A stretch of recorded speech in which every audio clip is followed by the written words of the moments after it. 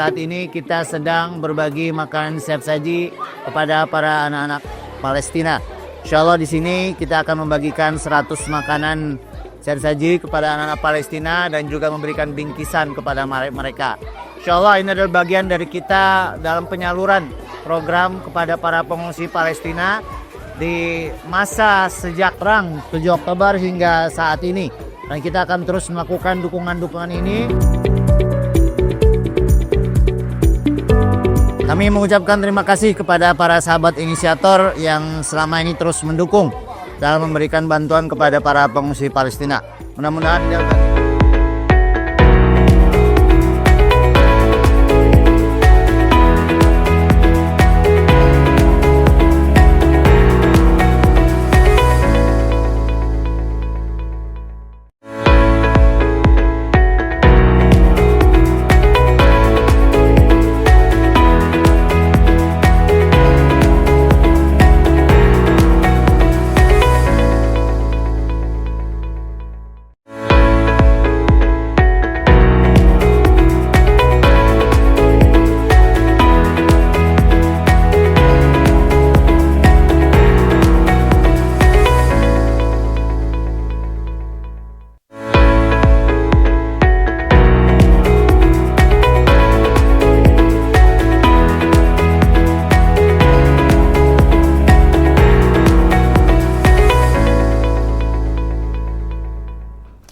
Assalamualaikum warahmatullahi wabarakatuh.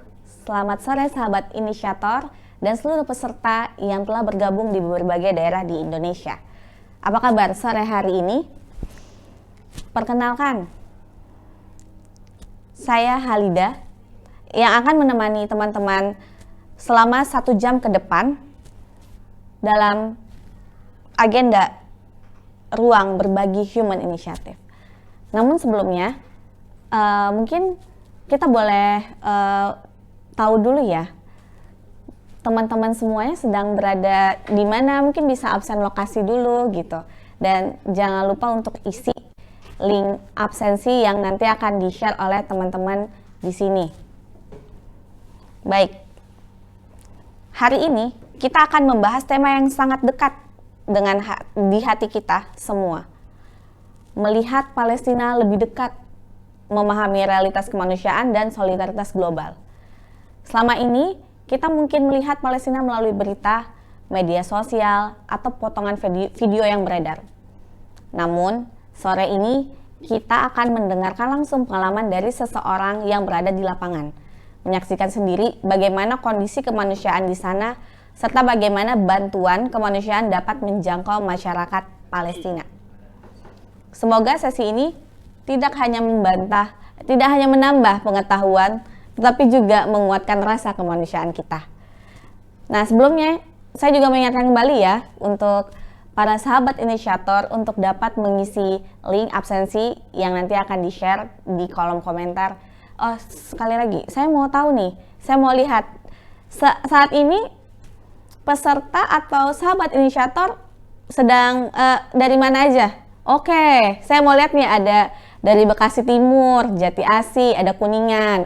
Wow, ada Cilengsi juga ternyata di sini. Saya cuma mau lihat lagi, ada yang dari luar negeri gitu nggak ada gitu. Mungkin ada yang dari Korea gitu. Nah, kayaknya sudah banyak nih yang hadir. Terima kasih ya Bapak Ibu semua, teman-teman sahabat inisiator. Oke. Karena mungkin ini udah penasaran juga ya, apa sih yang ada di Palestina saat ini? Mungkin update terkini, bagaimana kita mengetahui bantuannya benar nggak sih, mekanisme semuanya kita bisa tahu dari satu orang yang akan hadir, yang akan kita undang, yaitu narasumber kita. Baik, sebelumnya mungkin kita sangat berbahagia juga ya, karena akan ada narasumber yang memiliki pengalaman langsung dalam misi kemanusiaan ke Palestina.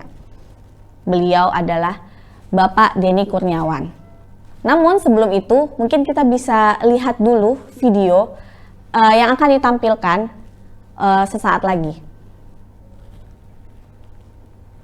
Humanitarian aid from the people Indonesia yang memberangkatkan 216 shelter atau tenda yang akan dikirim melalui Rafah menuju Gaza.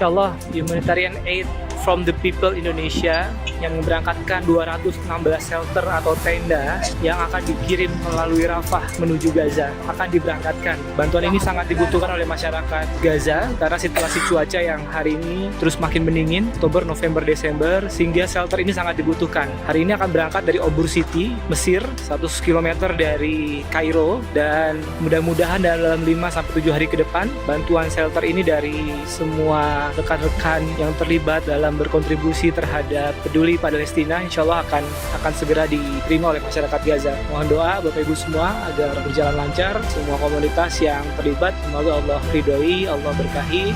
Assalamualaikum warahmatullahi wabarakatuh.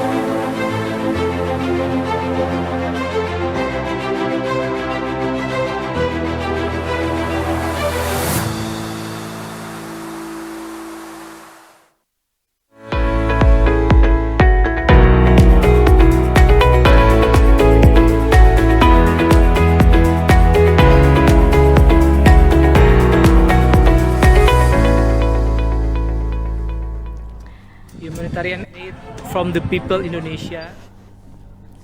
Oke, sekarang nih kita sudah kedatangan Bapak Denny Kurniawan selaku yang kemarin sudah ke lapangan ya Pak ya. Nah, terima kasih ya Pak Denny sudah meluangkan waktu nih untuk berbagi cerita dan pengalaman. Tapi sebelumnya ini Pak Denny apa kabar? Alhamdulillah baik, terima kasih Mbak Halida udah bisa berdiskusi dan bersilaturahim dengan para sahabat inisiator melalui Zoom ya, dan kita akan diskusi nih supaya bagaimana kita terus bisa membantu saudara kita di Palestina ya, melalui forum ini. Mudah-mudahan bisa menambah semangat teman-teman sahabat inisiator semua, kita semua untuk terus mendukung saudara-saudara kita di Palestina. Nah, mungkin sebelum kita ke pembahasan Palestina nih, saya tuh juga penasaran nih sebenarnya Pak Denny ini siapa gitu. Jadi mungkin bukan cuma saya doang, walaupun kita kenal, tapi saya belum kayak mengetahui banget nih Pak Denny di selama ini itu adalah siapa ya. Jadi mungkin boleh memperkenalkan diri dulu nih Pak Denny kepada teman-teman juga yang hadir di sini. Mungkin ya. Silakan. Assalamualaikum warahmatullahi wabarakatuh, sahabat inisiator semua. Mudah-mudahan tidak asing dengan saya begitu. Saya Denny Kurniawan, saat ini saya bersama Human Initiative sebagai manager in disaster risk management ya, di manager dan lead untuk respon kebencanaan. Jadi bukan hanya untuk kebencanaan di tingkat nasional, namun juga tingkat di internasional. Saya mulai terlibat dalam kebencanaan Mbak Halida itu di tahun 2013 ya. Pada saat itu Human Initiative terlibat di respon Rohingya di Myanmar. Pada saat itu terjadi krisis Rohingya di Myanmar, dan saat itulah saya pertama kali deployment untuk respon Rohingya di Myanmar. Dan kemudian terus berlanjut, berlanjut di respon Filipina ya, di Filipina, di Nepal, dan juga di Suriah begitu, dan tentu khususnya di respon Palestina juga sudah terlibat. Dan Human Initiative juga terus terlibat, tidak pernah putus untuk respon bantu saudara kita di Palestina sejak awal-awal pendirian ya. Sejak tahun 2007-2008 sudah mulai membantu untuk saudara kita di Palestina. Berarti perjalanannya Pak Denny ini bukan cuma di Palestina ya, tapi sebelumnya dimulai dari Rohingya, lalu Filipina, dan kemarin tadi juga ada Suriah ya, dan juga akhirnya ke Palestina. Nah, jadi itu Pak Denny ini kan banyak juga nih orang yang ingin membantu Palestina gitu, tapi belum tentu memahami bagaimana proses menuju ke sana. Nah, itu Pak Denny bisa nggak menceritakan bagaimana perjalanan Bapak menuju Palestina? Mungkin bisa juga apa yang paling berkesan ketika pertama kali melihat kondisi di sana gitu, dan mungkin pengalaman yang Bapak tuh tidak akan pernah lupa gitu. Mungkin bisa diceritakan, Pak. Iya. Jadi sahabat inisiator semua, isu Palestina ini kan kita harus juga flashback ke belakang ya, bahwa perjuangan Palestina bukan hanya dalam 3 tahun atau 5 tahun ke belakang, tapi sejak tahun 48 ya, ketika pendirian negara Israel, kemudian terjadi istilahnya Nakbah ya, itu pengusiran besar-besaran warga Palestina dari tempat tinggalnya. Dan setelah itu banyak sekali upaya perdamaian dan juga banyak sekali upaya kita untuk membantu situasi krisis di Palestina, khususnya di wilayah Gaza.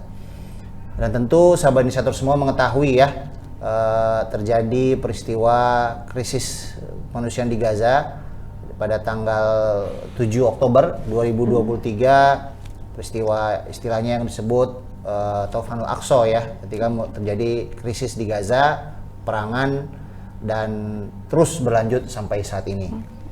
Sahabat inisiator semua, Gaza dalam situasi saat ini mengalami boykot, Mbak Lida ya, mengalami isolasi sejak tahun 2007 dan terus berlanjut sampai saat ini. Jika ditanyakan bagaimana situasi kondisi masyarakat Palestina, dari pengalaman ya, kami berkunjung ke sana, kami beberapa kali mencoba untuk masuk ke Gaza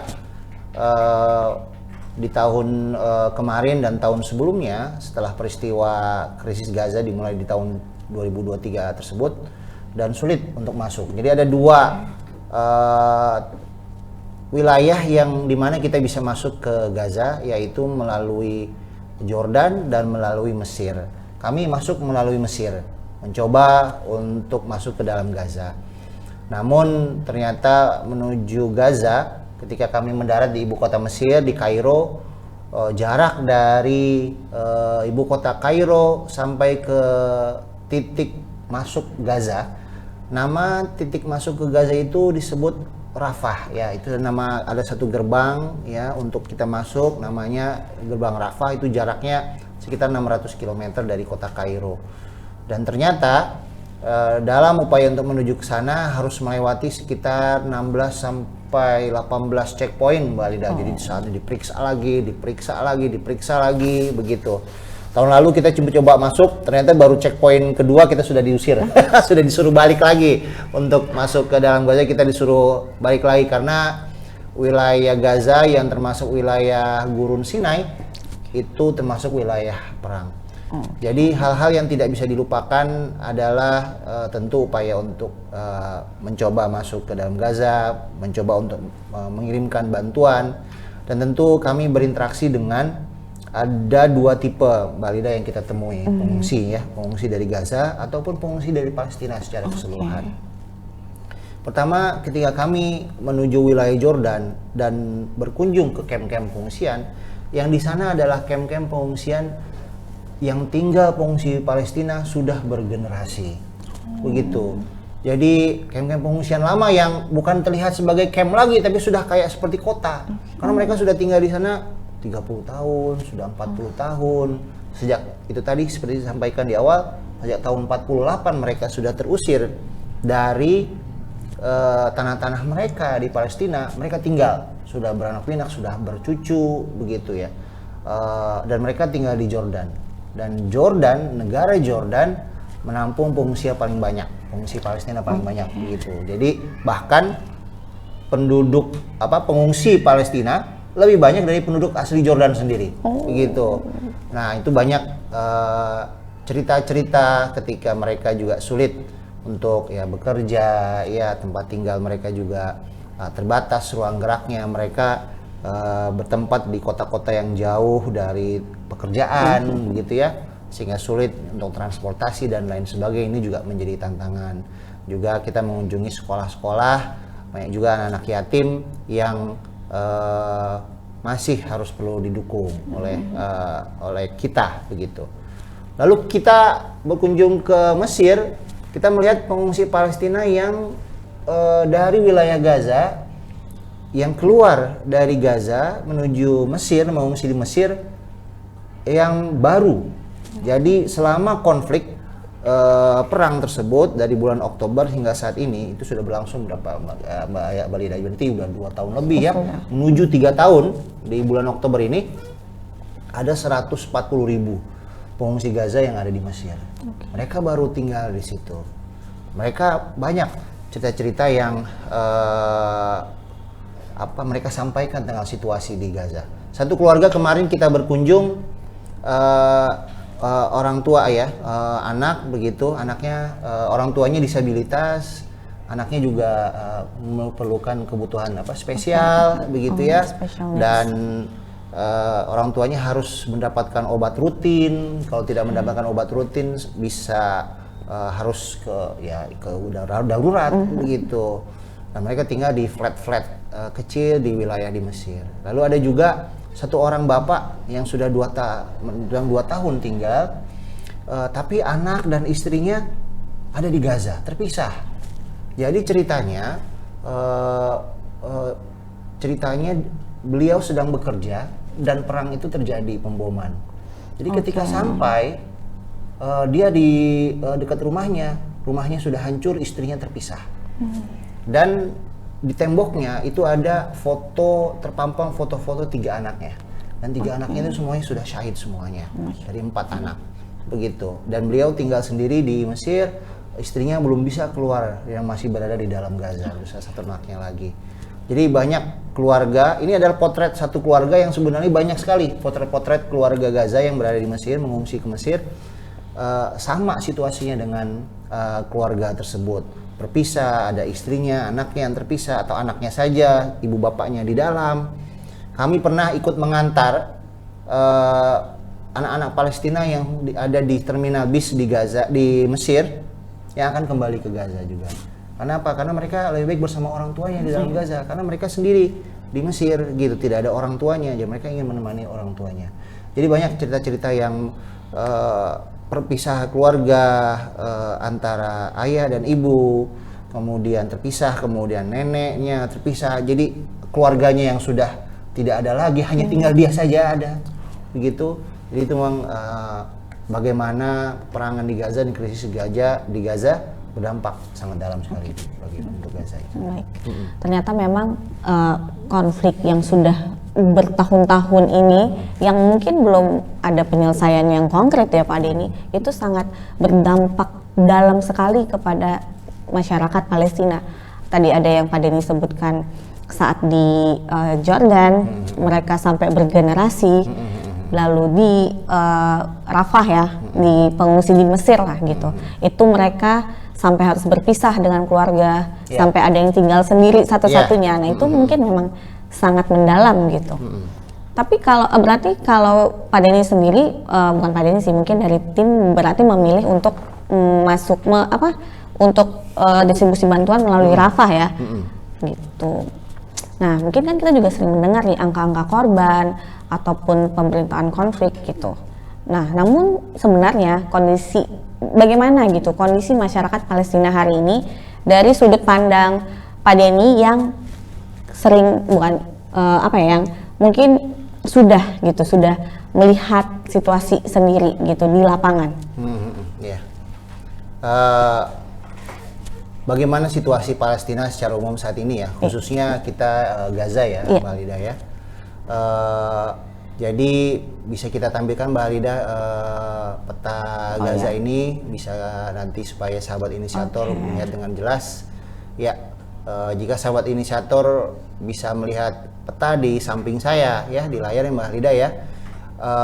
Inilah situasi peta Gaza saat ini. Ini paling terupdate begitu. Jadi Mbak Halida, kita bisa melihat nih, ada 3 warna ya. Ada warna pink, ada warna kuning, dan ada warna putih begitu.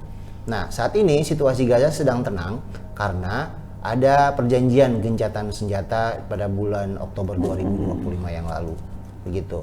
Tetapi apa yang isi gencatan senjata tersebut? Pertama, tentara penjajah Israel masih berada di dalam Gaza, yang ditunjukkan di sini di warna pink ini. Gitu. Jadi hampir 60% wilayah Gaza itu masih diduduki oleh tentara penjajah Israel. Gitu. Jadi warna pink ini menurut perjanjian tersebut eksistensi tentara Israel masih ada di dalam Gaza sendiri, begitu. Lalu yang warna kuning apa? Yang warna kuning ini adalah garis demarkasi yang membatasi antara keberadaan tentara Israel dengan wilayah penduduk Gaza. Nah, wilayah penduduk Gaza itu warna putih, begitu. Jadi saat ini penduduk Gaza banyak tinggal di wilayah yang warna putih ini. Mulai dari Gaza Utara hingga ke Gaza Selatan, mulai dari Gaza City di Gaza Utara hingga ke Gaza Selatan di wilayah Rafah, begitu. Nah, saat ini tentara Israel masih terus memperluas yang garis kuning ini, Mbak Lidato. Jadi lama-lama ke depan lagi, ke depan lagi, ke depan lagi, sehingga apa yang terjadi? Semakin wilayah warna putih semakin sempit, sehingga yang tadinya tidak masuk ke dalam wilayah pendudukan tentara Israel di Gaza, akhirnya masuk ke dalam wilayah pendudukan tentara Israel. Apa yang terjadi? Akhirnya warga Gaza tentu tidak mau kan tinggal di bawah pendudukan tentara Israel. Di warna kuning ini, warna pink ini, penduduk nggak ada yang mau. Karena apa yang terjadi? Penindasan, pemenjaraan, sulit untuk dapatkan bantuan yang masuk, sehingga banyak warga Gaza yang mendorong terus ke dalam di warna putih ini, gitu. Mereka berpindah ke warna putih ini, sehingga apa yang terjadi? Wilayah yang semakin sempit, tapi apa yang jadi kalau padatan penduduk kan? Jadi ada 3 masalah utama di Gaza saat ini. Yang pertama adalah pengungsi, ya, pengungsi yang semakin lama semakin bertambah, begitu. Jadi mereka yang harus pindah dari warna pink ke warna putih. Lalu yang tadinya warna kuning karena terus maju terus wilayah demarkasi militernya, mereka harus pindah lagi ke warna putih, gitu. Jadi semakin banyak pengungsi yang bergerak ke dalam warna putih ini, sehingga kalau banyak pengungsi yang masuk, mereka harus tinggal di mana dan segala macam permasalahan yang timbul dari pergerakan pengungsi tersebut. Lalu yang kedua, kepadatan. Bayangkan di data tersebut, di peta, total penduduk Gaza adalah 2,1 juta orang. Dan 1,9 jutanya adalah dalam status pengungsi. Jadi semua dalam bagaimana 40% wilayah harus dihuni oleh 2 juta orang, begitu. Kayak misalnya di wilayah Depok gitu kita ya, Walidayah, ini kita di mana? Di Cimanggis ya. Memang kita tersisa tinggal berapa kecamatan di sini se-Depok begitu ya. Tapi diisi hampir seluruh warga Depok. Berarti empet-empetan dong ya kita tuh. Jadi harus padatan penduduk Gaza hanya memenuhi 40% wilayahnya. Yang ketiga adalah terbatasnya pelayanan hidup dasar, ya, kebutuhan dasar. Nah, 3 ini akan berdampak, Mbak Lida, ke aspek kehidupan yang lain. Kesehatan, pendidikan, air bersih, pangan, hunian, dan lain sebagainya. 3 aspek ini, 3 masalah utama ini. Seperti salah satunya kami mendapatkan update dari WHO bahwa akibat dari ketiga hal tersebut, sekarang wabah cacar sudah mulai muncul di berbagai titik-titik pengungsian. Wabah cacar itu kan terjadi karena pertama vaksinasi yang tidak bisa berjalan, ya, lalu mungkin lingkungan yang sanitasi yang tidak mendukung. Yang ketiga, kepadatan penduduk, sehingga ketika ada wabah kan berarti kan harus apa biasanya isolasi, ya, kemudian pengobatan dan lain. Tapi kan karena mereka tinggal di wilayah padat penduduk, mereka tidak bisa, begitu, sehingga terjadi penularan yang terus terjadi ke anak-anak yang lain. Padahal untuk mencapai upaya untuk vaksinasi tidak mudah di wilayah tersebut. Lalu belum kita bicara apa pangan, belum kita bicara air bersih. Dulu sempat ada ancaman di Gaza akibat suplai air bersih yang terhambat, lalu kotor, ada wabah, potensi wabah disentri. Kalau misalnya wabah disentri merebak, apa yang bisa terjadi gitu, ya. Lalu belum kita bicara tentang pangan dan lain sebagainya. Jadi 3 hal utama tersebut, arus pengungsi, kepadatan, lalu juga yang ketiga layanan dasar hidup yang terhambat, ini akan berdampak ke semua aspek kehidupan di Gaza. Jadi seluruh aspek kehidupan Gaza ini menjadi tantangan bagi kita semua, dan tentu perlu kita bantu dan juga dengan sahabat inisiator semua situasi di Gaza saat ini. Jadi secara umum situasi Gaza saat ini seperti yang disampaikan menurut peta yang ada di layar ya, sahabat inisiator semua. Oke, terima kasih. Berarti tadi ada semacam ini ya, kepadatan tempat tinggal ya pastinya, karena di wilayah bagian yang putih itu iya, semakin benar. didorong. Iya. Jadi mereka sebenarnya sedang dikelilingi oleh ini ya, oleh tentara Benar, Israel benar, gitu, seperti benar. itu. Nah, mungkin dari beberapa hal yang Pak Denny jelaskan tadi gitu, jadi tadi adanya merebaknya penyakit seperti wabah cacar dan segala macam, juga kebutuhan yang air ya. Nah, itu tantangan yang paling mendesak itu yang bagian mana Pak? Atau semuanya mendesak gitu? Memang dari laporan-laporan yang kita terima, seluruh aspek kehidupan manusia di Gaza itu menjadi hal yang sangat mendesak, begitu ya. Dari semua tadi ya, dari kesehatan, air bersih, pangan, hunian. Saat ini mereka tinggal di tenda-tenda. Bayangkan tinggal di tenda-tenda di musim panas. Kita aja panas banget ya saat ini ya, begitu. Apalagi saat ini musim panas yang di sana bisa mencapai di atas 40 derajat. Dan tidak bisa membayangkan bagaimana mereka bisa tinggal di tenda-tenda dan hunian yang padat penduduk di sana. Lalu yang pasti air bersih, begitu. Dengan terbatasnya sumber daya yang kita miliki, Mbak Lida, akhirnya Human Initiative menetapkan 2 prioritas yang saat ini kita akan lakukan, yaitu pertama pangan, yang kedua tentu suplai air bersih.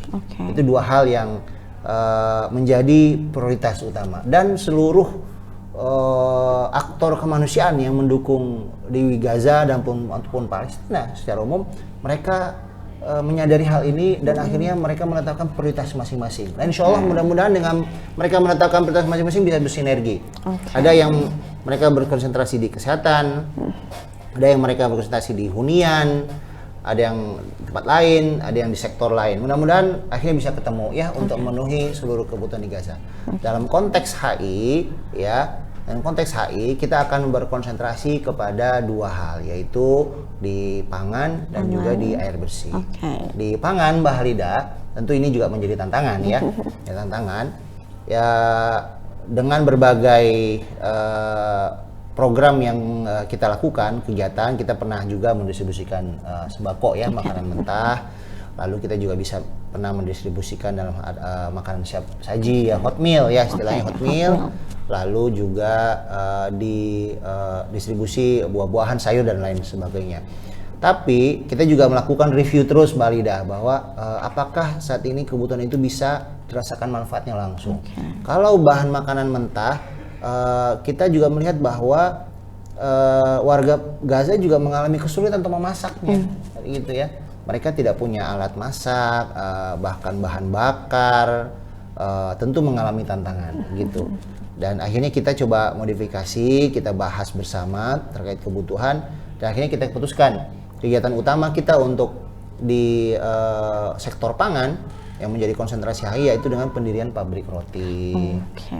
Pendirian pabrik roti ini kita dirikan. Memang tantangannya adalah kita tidak bisa melakukan pabrik roti dalam arti konteks modern begitu ya Mbak Lidaya, dengan situasi saat ini. Satu saat ini akhirnya pabrik roti itu dengan peralatan sederhana gitu, kembali lagi ke zaman dulu ya, membuat roti dengan digiling manual gitu, dimasak dengan bahan bakar dari kayu gitu ya, diolah dengan alat-alat sederhana begitu, dan alhamdulillah saat ini masih terus berjalan. Dan kemudian yang kedua, dalam pendistribusian air bersih, kita dalam dua bentuk caranya, yaitu dengan membuat instalasi sumur bor, yang kedua dengan dropping water trucking atau air dari truk tangki. Nah, memang kelebihan kekurangan ada. Kelebihannya kalau misalnya truk tangki kita bisa menjangkau titik-titik pengungsian yang jauh ke dalam begitu. Tapi akan terbatas. Truk tangki paling muat 5.000 liter ya satu truk gitu, atau maksimal paling besar 7.000 liter. Ya, itu akan habis dalam sekejap karena dalam satu titik pengungsian ada ribuan orang. Ya. Tapi itu bisa menjangkau. titik-titik tersebut. Tapi yang kedua kita lakukan sumur bor itu untuk menjamin ketersediaan air di titik pengungsian yang paling padat. Kalau satu titik sumur bor berarti kan bisa menjangkau seluruh lingkungan padat tersebut. Mereka bisa antri di situ, tidak harus dengan suplai truk tangki. Kita juga truk tangki juga kan harus dengan bahan bakar ya. Nah, di sana bahan bakar terbatas. Jadi dua hal itu yang menjadi prioritas utama Human Initiative untuk program dukungan di Palestina, khususnya di wilayah Gaza, dan di antara sektor lain kita akan berkonsentrasi di sana gitu ya. Oke, baik. Tadi juga Pak Denny juga sudah menyebutkan bahwa kita juga sedang melakukan ini pabrik roti ya Pak ya, dan juga ada intervensi di air, kebutuhan air. Nah, itu berarti juga sebenarnya memunculkan pertanyaan gitu. Jadi seperti ini, biasanya kita pasti sering mendengar nih, apakah bantuan yang tadi seperti Bapak ceritakan bisa atau benar-benar sampai gitu, bantuan dari Indonesia ya, itu benar-benar sampai. Mungkin boleh diceritakan proses penyaluran bantuan kemanusiaannya ini ke Palestina gitu, bagaimana mekanisme bantuannya dikirim, lalu tantangannya seperti apa? Pastinya pasti ada tantangan gitu, dan juga bagaimana Human Initiative memastikan bantuan itu diterima oleh masyarakat. Ya. Nah begitu Pak Denny. Iya. Boleh Mbak Lida kita tampilkan lagi peta tadi. Ini kalau misalnya kita bicara mekanisme proses penyaluran bantuan, ini memang akan terkait dengan akses ke Gaza, ya, akses ke Gaza. Seperti disampaikan di awal, Gaza itu dalam status isolasi sebenarnya dari dunia luar sejak tahun 2007. Berarti sudah hampir 20 tahun ya. Sekarang 2006. Nah, sebenarnya sejak dulu Gaza mengalami kendala dalam hal akses dan isolasi, dan saat ini tambah parah. Sahabat inisiator bisa melihat ada namanya wilayah Rafah itu yang biru atas, ya, di biru bawah begitu ya. Ya, dan juga ada namanya Karem Shalom, 2 pintu tersebut. Ya, 2 pintu tersebut itu adalah arus utama untuk barang bantuan masuk, begitu. Arus utama untuk barang bantuan masuk. Di atas itu ada namanya pintu Erez. Tapi pintu Erez itu hanya bagi mereka yang mengirimkan barang bantuan dari wilayah Israel, gitu ya. Dan bagi kita warga Indonesia akan sulit ya untuk bisa mengirimkan bantuan lewat Israel. Dan akhirnya bagi kita lembaga kemanusiaan mengirimkan bantuan melalui 2 pintu tersebut di wilayah Mesir yaitu Rafah, dan di wilayah perbatasan Mesir dan Jordan di pintu Karem Shalom namanya. Nah, Mbak Lida dan sahabat inisiator semua, sebagai catatan bahwa untuk mencukupi kebutuhan Gaza sehingga bisa hidup layak, kita memerlukan 100 truk kontainer bantuan 500 truk kontainer bantuan kemanusiaan dalam sehari. 500 truk kontainer sehari ya. Sehari, kontainer panjang gitu ya. Panjang. Itu untuk mencukupi kebutuhan 2 juta lebih penduduk Gaza di dalam. Ya. Tapi saat ini ya, yang rata-rata masuk truk ke sana itu hanya 100. Ya, 100 atau mungkin 150. Jadi kebutuhan truk kontainer bantuan kemanusiaan itu kalau untuk memenuhi kebutuhan layak di Gaza 500 truk bantuan kemanusiaan. Nah, sahabat inisiator semua, ketika barang disiapkan di wilayah Mesir atau Jordan, dia akan mengurus berbagai hal administratif, ya, dokumen dan lain sebagainya. Lalu setelah itu selesai, maka barang bantuan itu akan dikirim masuk ke Gaza melalui pintu tadi ini, yaitu pintu Rafah Mesir dan pintu Karem Shalom di wilayah Jordan.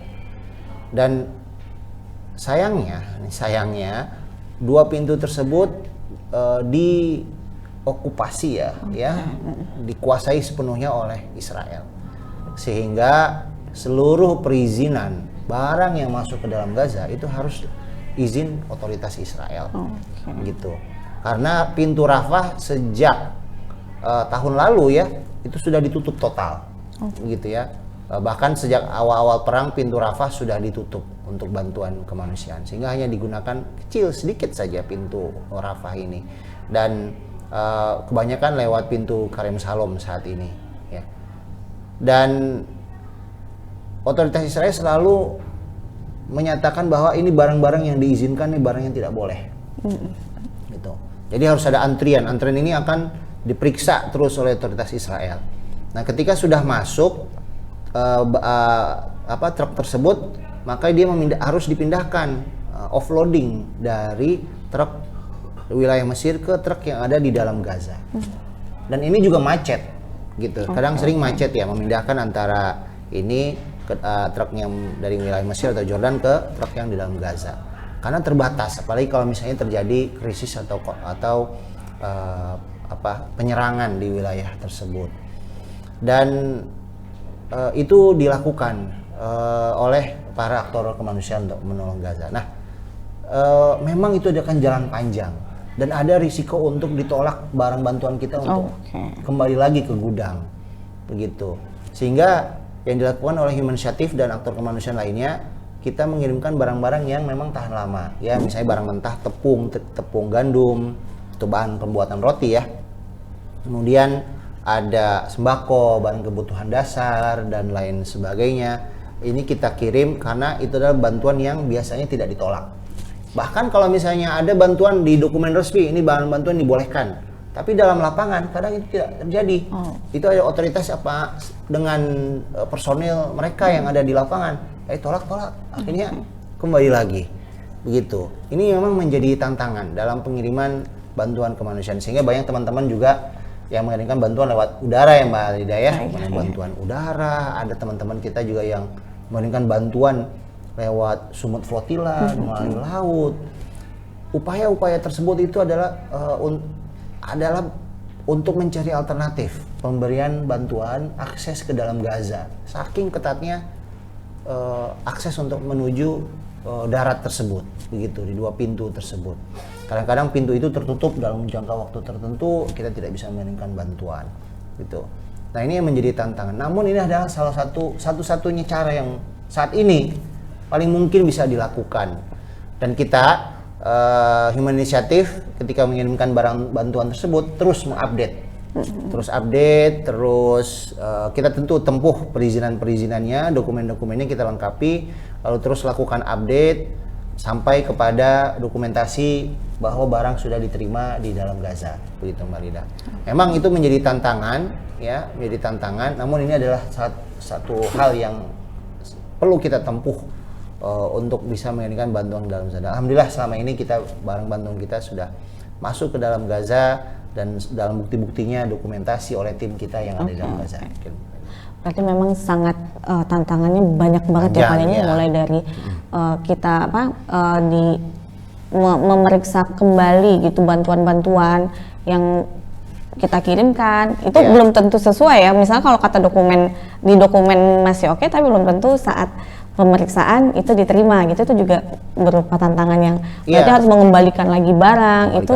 Khawatirnya juga barangnya jadi tidak bisa digunakan kembali. Nah, itu kan sangat bisa merugikan banyak pihak gitu ya. Nah, terus tadi juga ada 500 truk kontainer yang itu hanya untuk satu hari gitu. Itu Masya Allah sekali ya.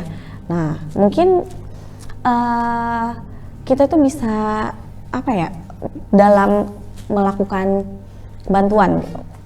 Banyak yang berpikir nih, mungkin bisa nggak kita ke Palestina gitu. Mungkin susah ya Pak ya, tidak mudah. Nah, tapi mungkin apa yang bisa kita lakukan? Jadi kita nggak mesti harus berangkat ke Palestina gitu. Namun kita bisa dapat melakukan Indonesia itu, masyarakat Indonesia untuk tetap bisa menjadi bagian dari solidaritas kemanusiaan.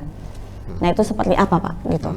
Jadi kan mungkin banyak orang yang berpikir bahwa pernah nih saya ditanya sama beberapa kolega gitu, pengen banget ke Palestina, tapi kita tidak bisa sembarangan gitu. Nah, tapi masyarakat Indonesia pasti ingin menjadi bagian gitu dari rekan yang bisa membantu gitu Pak. Nah itu bagaimana Pak, bagian dari solidaritas kemanusiaan lah seperti itu. Iya, Mbak Lida, saya juga sempat tertegun ya pada saat tim kami mencoba mendistribusikan bantuan ya di wilayah Jordan begitu. Dan kita tiba di ibu kota Amman di Jordan ya, ibu kota Amman di Jordan. Kalau misalnya kita melihat peta jarak antara tempat kami tinggal dengan Masjidil Aqsa itu hanya 60 kilo, nggak jauh. Jadi istilahnya pagi-pagi kita bisa berangkat sholat Jumat misalnya dari wilayah tempat kita tinggal ke sholat Jumat di Masjidil Aqsa, lalu pulang lagi sorenya, begitu. Dekat sekali, begitu ya. Tapi dikarenakan terjadi konflik ini serasa jauh dan tidak bisa kita akses, jauh sekali, gitu ya. Dan ini juga tentu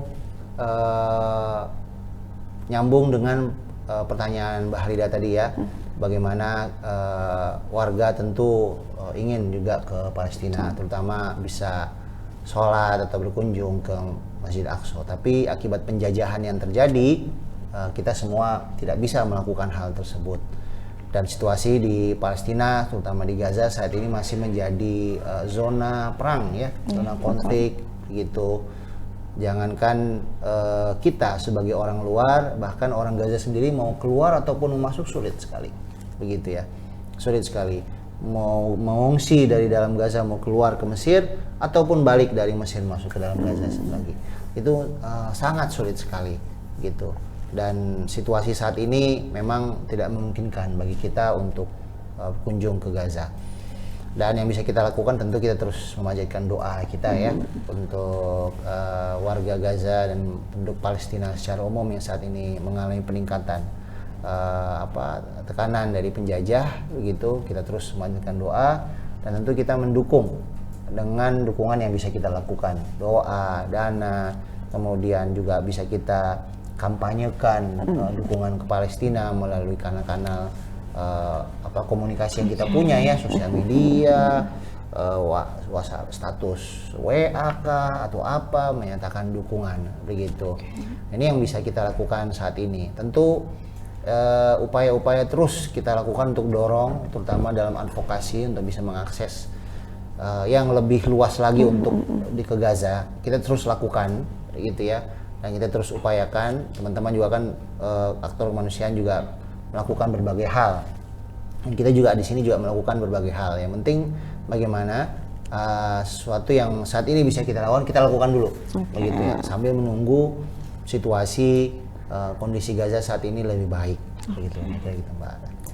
Oke, terima kasih banyak Pak Denny. Sebenarnya masih banyak yang ingin dikupas gitu ya. Ini sebenarnya masih banyak sebenarnya cerita-cerita lainnya, namun ini saya rasa juga waktunya sudah lewat ya, sudah hampir pukul 5. Nah, saya berterima kasih sekali. Saya rasa cerita yang Bapak sampaikan itu bukan hanya memberikan informasi ya, tetapi juga mengingatkan kita bahwa di balik setiap berita selalu ada manusia yang sedang berjuang mempertahankan kehidupannya.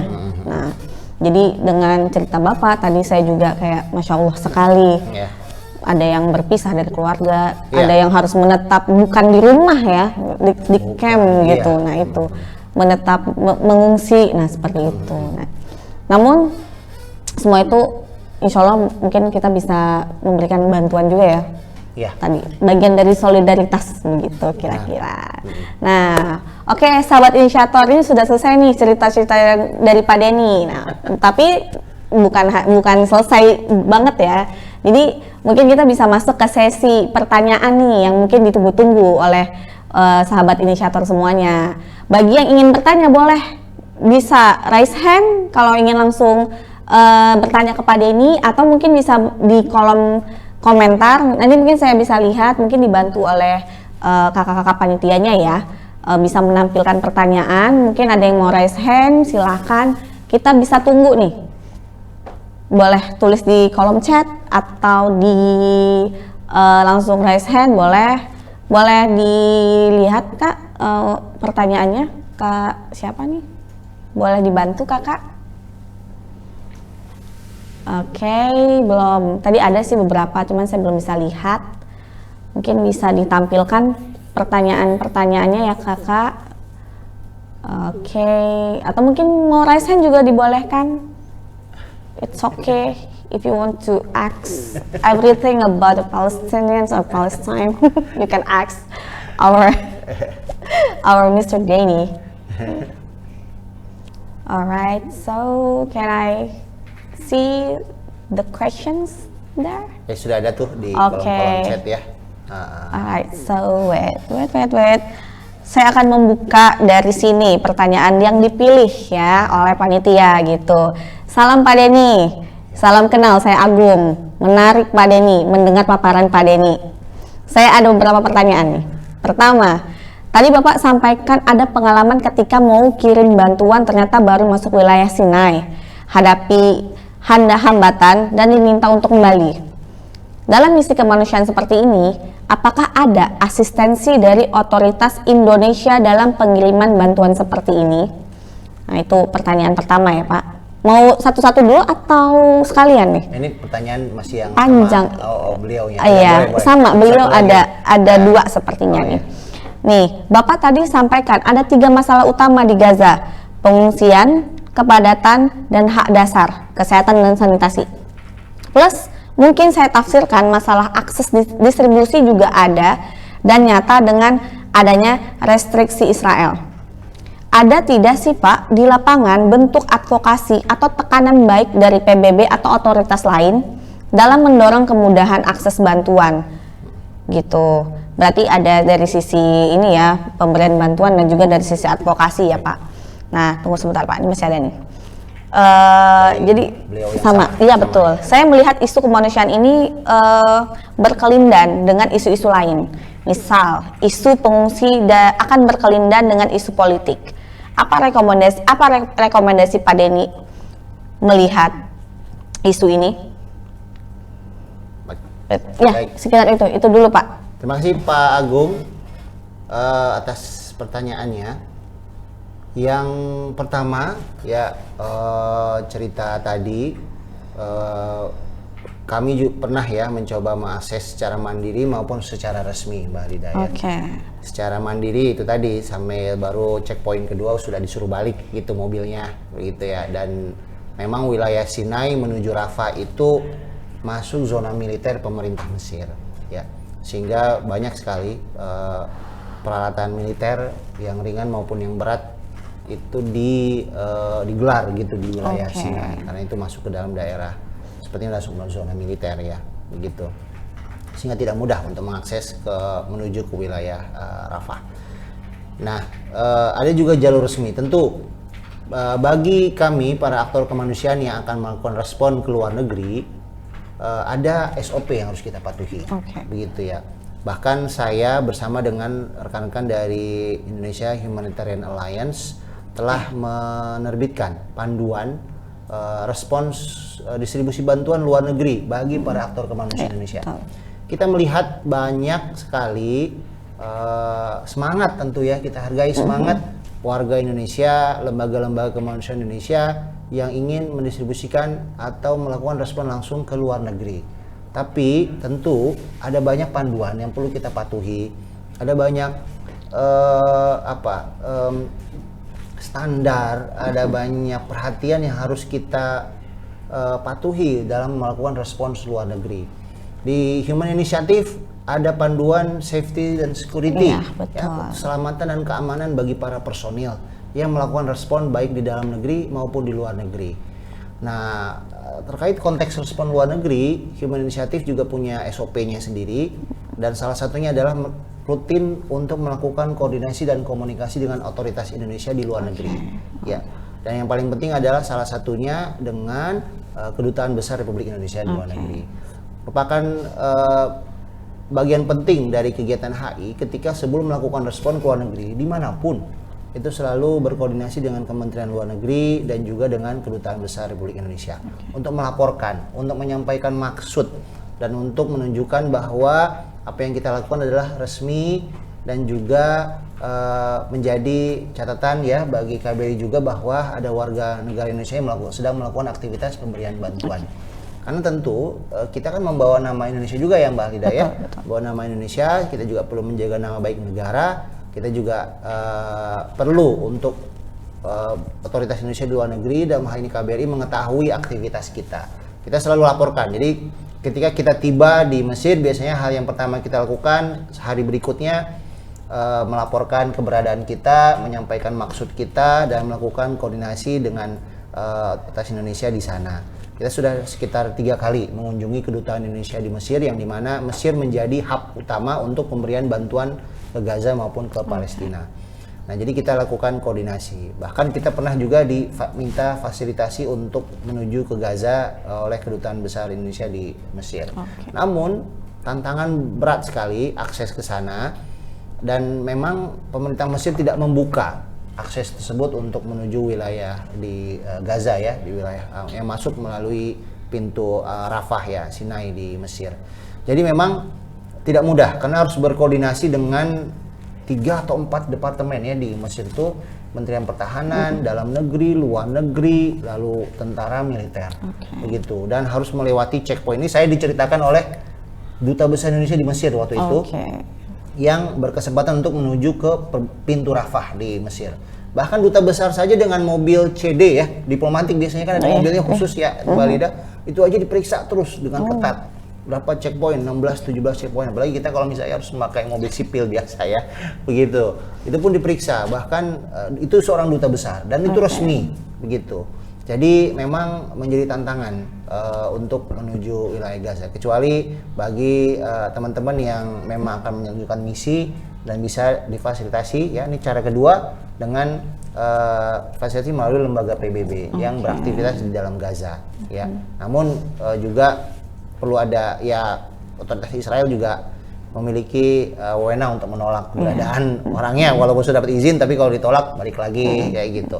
Ini merupakan tantangan di sana. Jadi dalam hal ini otoritas Indonesia di luar negeri, KBRI sangat membantu sekali bagi para aktor kemanusiaan yang melakukan respon di sana ya, di Mesir untuk respon ke Gaza. Lalu yang kedua tentang advokasi ya, untuk akses bantuan ya, akses bantuan. Bentuk advokasinya. Iya, permasalahan akses bantuan ini selalu disuarakan. Human Initiative tergabung dalam klaster logistik. Kita melihat data-data logistik yang masuk dan keluar masuk di situ. Klaster logistik PBB ya. Kita ikut rapat-rapatnya selama kita di Mesir, di Kairo. Dan kita melihat akses itu adalah permasalahan utama. Selalu disuarakan oleh berbagai, bukan hanya lembaga bayi tapi pemimpin dunia. Bahkan kita pernah lihat ya, Menteri Luar Negeri Turki bahkan harus berkunjung ke pintu Rafah. Itu melihat sebenarnya kenapa kok bantuan nggak masuk-masuk begitu. Ya,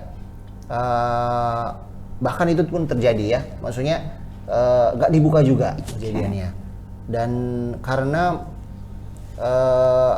ini akan sangat terkait ya dengan kebijakan pemerintah Mesir dan juga kebijakan pemerintah Israel sendiri gitu ya, penjajah Israel sendiri. Jadi karena objektif utama dari tentara Israel adalah untuk mendorong warga Gaza untuk keluar dari Gaza dan membentuk kamp-kamp pengungsian di wilayah Mesir di Gurun Sinai. Dan ini tidak diizinkan, tidak ditolak oleh pemerintah Mesir karena akan terjadi krisis kemanusiaan dan krisis keamanan di wilayah tersebut. Jadi karena tarik ulur ini, akhirnya pintu Rafah ditutup untuk akses sana. Semua sudah disuruhkan, Sekjen PBB, pemimpin dunia yang banyak diminta untuk membuka pintu Rafah, dan Mesir mau membuka pintu Rafah asal tentara Israel mundur dari wilayah Rafah. Tapi tentara Israel tidak mau mundur dari wilayah Rafah, akhirnya ya sudah tidak mau dibuka pintu Rafah tersebut untuk mengakses bantuan.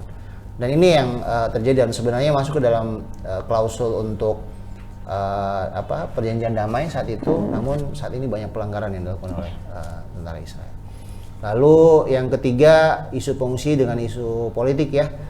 Bagaimana kita melihat realitas ini, tentu ada kerja-kerja kemanusiaan, HI akan berkonsentrasi di sana. Tentu aspek politik ditangani oleh otoritas negara-negara setempat ya. Dan perjanjian damai itu dihasilkan dari konsensus politik juga. Situasi saat ini tenang, namun serangan dari penjajah Israel masih terus dilakukan. Dan ini menjadi tantangan tersendiri, Mbak Lida ya. Jadi kita harap apapun konsensus politik yang dihasilkan, akses bantuan kemanusiaan bagi aktor kemanusiaan itu dibuka begitu.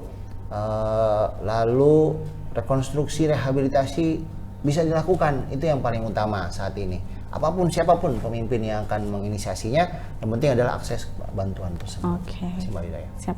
Terima kasih Pak Denny. Berarti sudah terjawab ya Pak Agung 3 pertanyaan tadi. Kita akan move ke next question, yaitu Assalamualaikum Pak, mau nanya. 1. Apakah ada data terupdate berapakah jumlah penduduk Gaza yang tersisa? Karena saya pernah mendengar korban jiwa sebenarnya sudah mencapai sekitar 700.000 lebih. Artinya penduduk yang tersisa sudah semakin sedikit.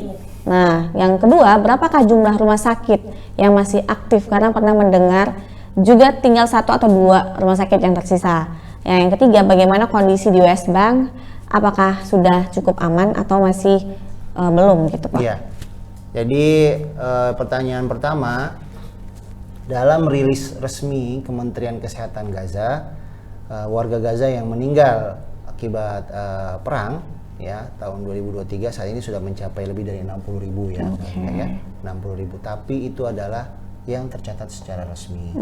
Dan kita melihat selama masa perang kemarin, pemboman, banyak warga Gaza yang meninggal di antara reruntuhan bangunan tersebut.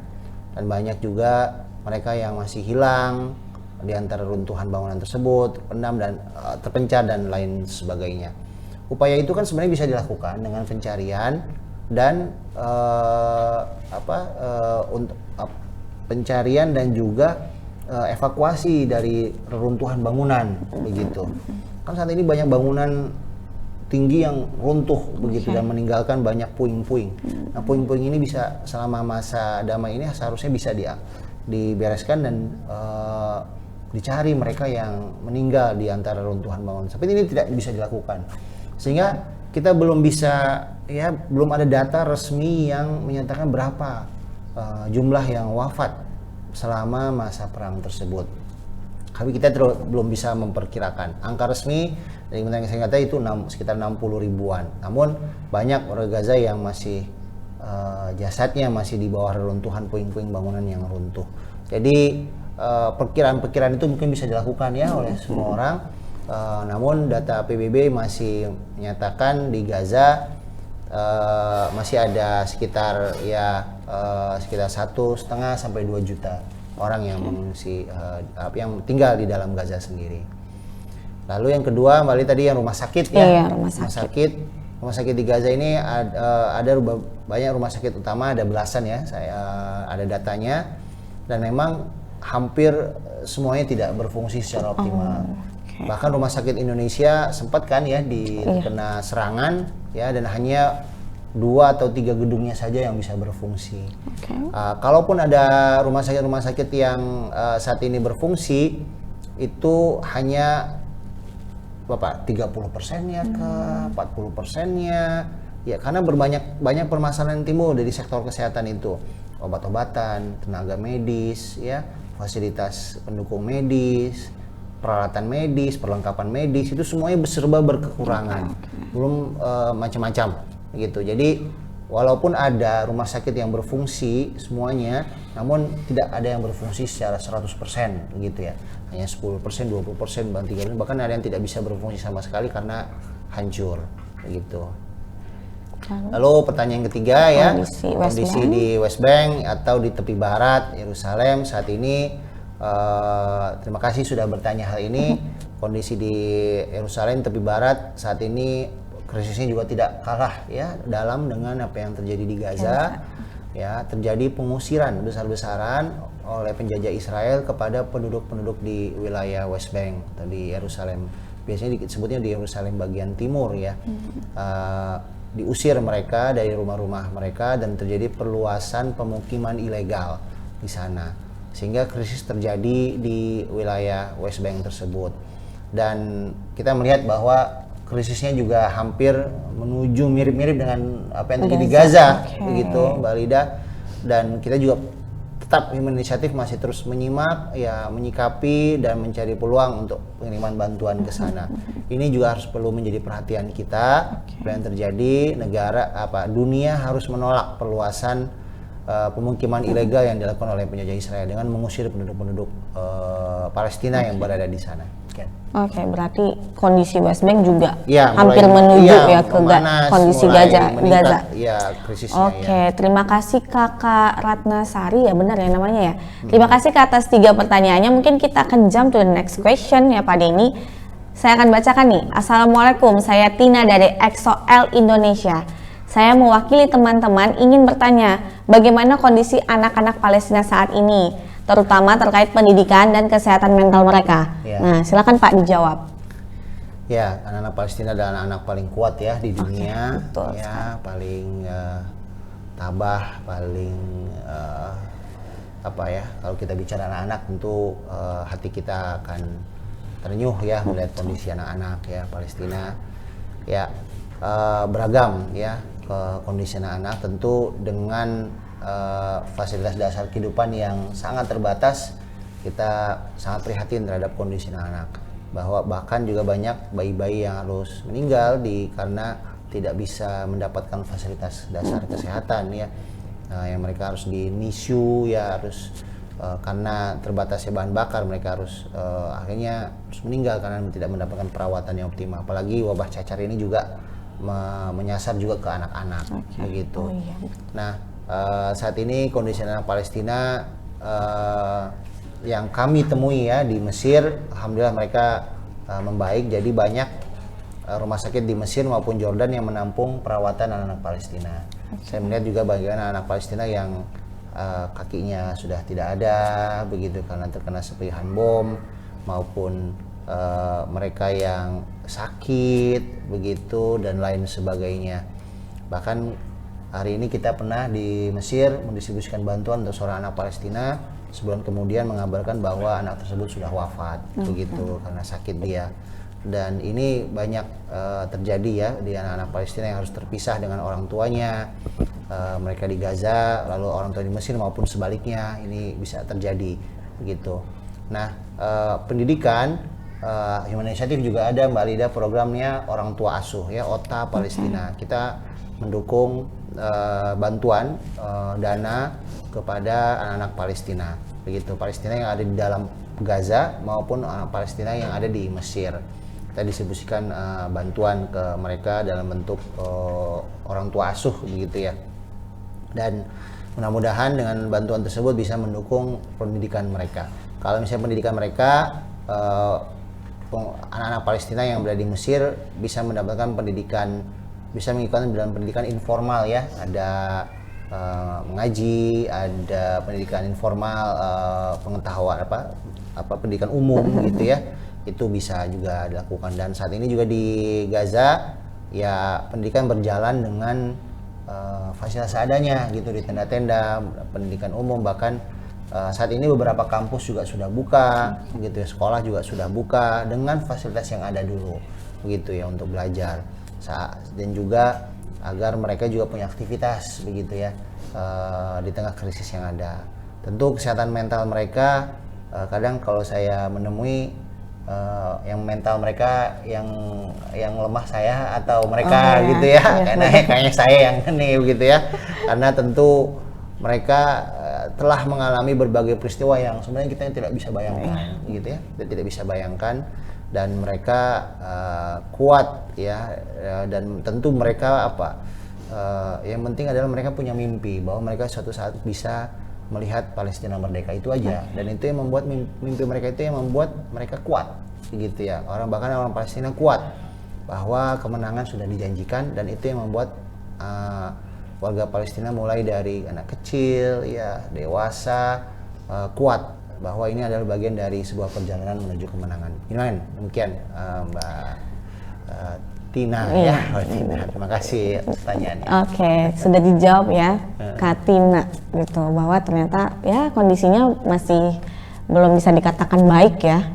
Jadi masih harus ada perhatian khusus untuk anak-anak Palestina ini begitu. Ada lagi kah pertanyaannya Kakak?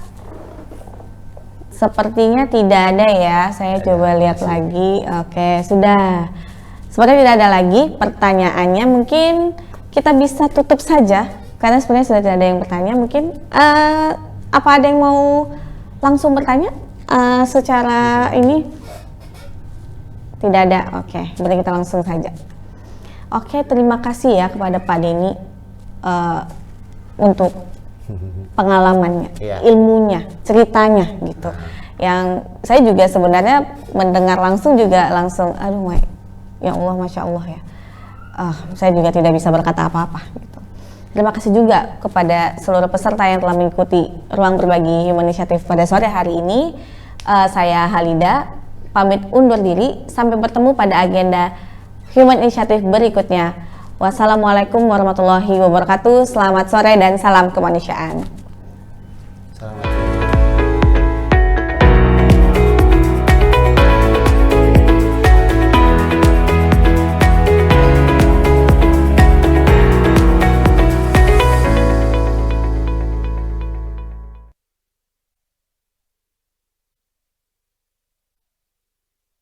Humanitarian Aid from the People Indonesia yang memberangkatkan 216 shelter atau tenda yang akan dikirim melalui Rafah menuju Gaza.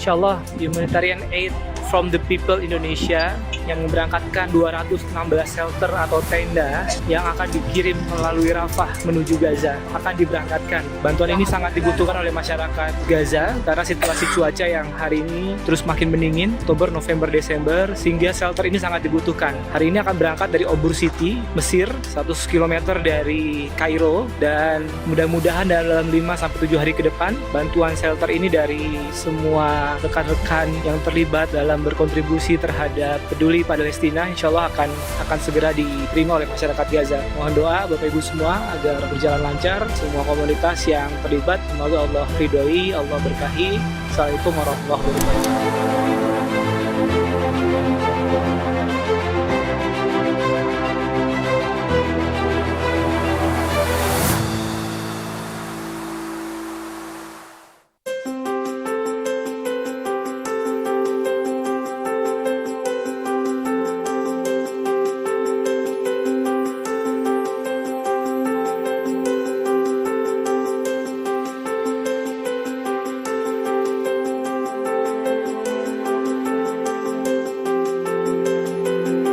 Saat ini kita berada di camp pengungsi Palestina bernama Mahatto. Saat kita akan mendistribusikan berbagi bingkisan sebanyak 100 paket untuk 100 keluarga pengungsi Palestina di wilayah ini. Insya Allah dengan dukungan sahabat inisiator semua, bantuan pada para pengungsi Palestina yang ada di camp ini bisa menguatkan mereka selama masa-masa sulit.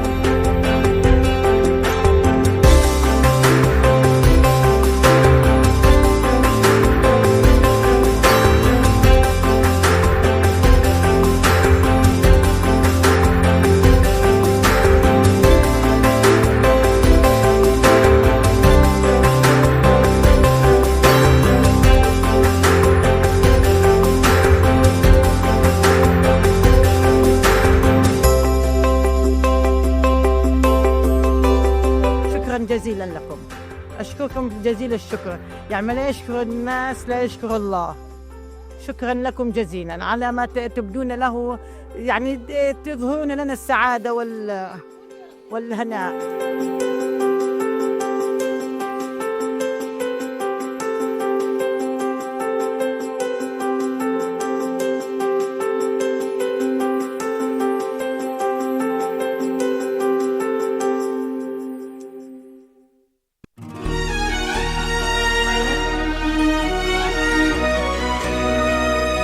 متحدين نقف، متفرقين نسقط.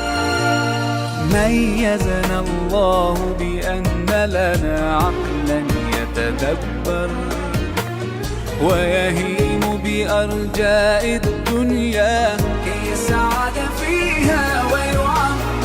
أولست ترى الإنسان بها دوما يتغير؟ ما أروع عقلا يستهدي يسأل يتأمل يتفكر. فخواطرنا من تلهمنا نور الإحسان لما نبصر. وفضول العلم يتعبنا وطموح الخير بنا يكمن. سنبوح بكل خواطرنا من ظلمة جهل نتحرر لحياة أكثر إحسانا نتأثر فيها ونؤثر. ميزنا الله بأن لنا عقلا يتدبر يتفكر. فخواطرنا تلهمنا ولإحسان ترشدنا. ميزنا الله بأن لنا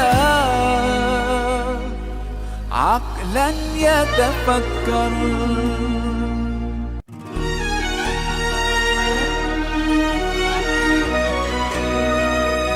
متحدين نقف، متفرقين نسقط. ميزنا الله بأن لنا عقلا يتدبر ويهيم بأرجاء الدنيا كي يسعد فيها ويعمر. أولست ترى الإنسان بها دوما يتغير؟ ما أروع عقلا يستهدي. قد حان الخير وما أجمل أن نحيا فنعبر عنه وننشر ما نتمنى. ليلامس روحا ما يأست من طلته فالأمل سيهطل غيثا إن نتبناه. تعظيما للرحمن تصديقا بالميزان سنجدد أملا ونغني في كل مكان. تمكينا للإنسان تعميرا للأكوان. سيدوم الخير وإن رحلت كل